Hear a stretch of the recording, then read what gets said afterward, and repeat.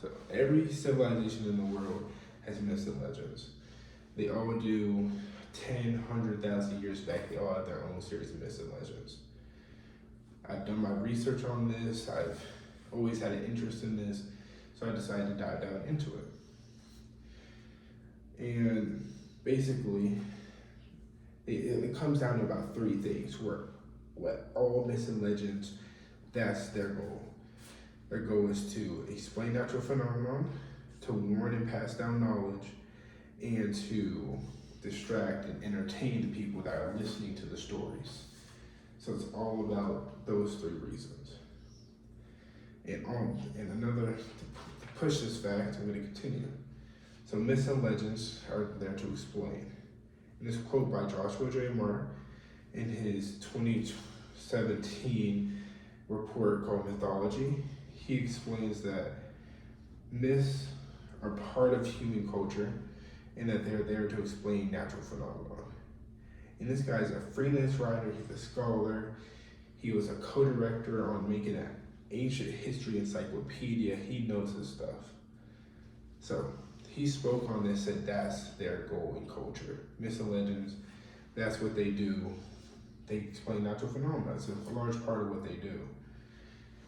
And that's just very true, because no matter what story you can think of, most of the time, especially when it's big names like gods and deities, they're doing something that's causing something, causing the rain, causing the tides, causing an earthquake.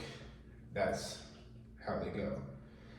And in explaining these things, they do a very interesting thing.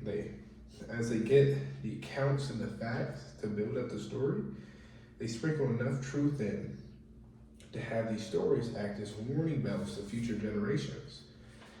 So that kind of moves into the next meaning of stories and myths, which is to pass on knowledge and to explain things and warn future generations. A great example of this is a woman by the name of Carrie Arnold wrote this big, it's a report on, it's called The Watchers of Earth. And it came out about 2017. She's a scientific writer. She's actually a pretty big one. She was on the Washington Post and everything. And basically she follows mostly around this tribe called the Moken. And the Andaman Islands are kind of like Andaman and Nicobar Islands. So at the point in time, a huge tsunami had came and was crashed into that island, caused by like a 9.1 magnitude earthquake from Somalia. And they estimated about 18,000 deaths and like 5,000 people missing. But when the rescuers got to these islands, they realized that it was all skewed. They couldn't figure out why these people aren't as dead as they should be. And they realized that the Moken tribe had a legend called Laboon, or the water that eats people. After an earthquake, Laboon would come in and clear out the island and purify it.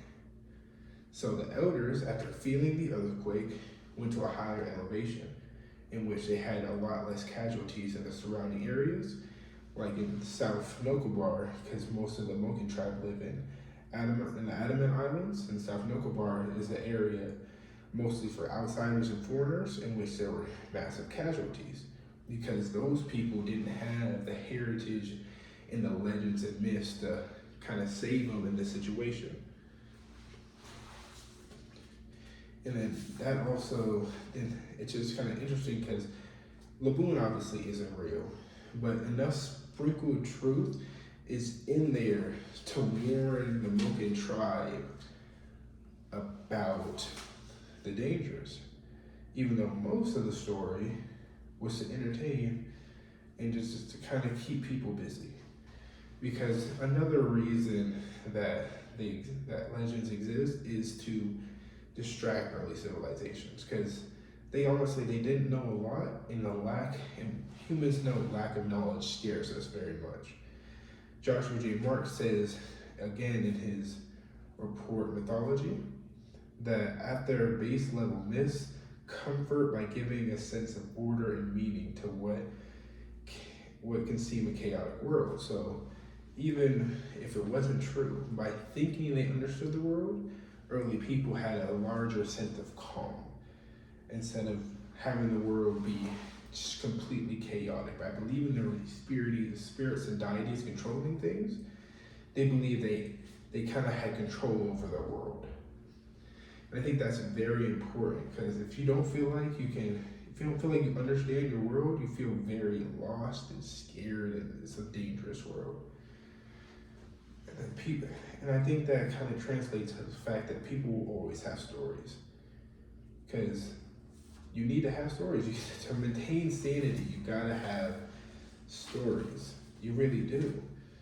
Because if you don't know why things happen, if you can't count on the knowledge from your parents or your grandparents, and you're always focused on what you don't know and always so locked in and always completely like tense, you can't survive like that. Which is why I believe myths and legends have those base values. They're there to explain, they're there to pass down knowledge and to warn people of danger, and they're there to distract and entertain. And I think that's why they'll always be there. And I believe that's why they're so interesting. Because although humans do all this science, technology, this, whatever they do, they'll always make up stories. Marvel's still a thing, so is DC. Every place on the world has their own stories, and people will continue making up stories, even though they know they're not true. Because they're so interesting, because they're necessary to life at this point. Because if you can't kind of like relax, and you can't pass down knowledge, and you can't explain things you don't understand, you won't be able to exist.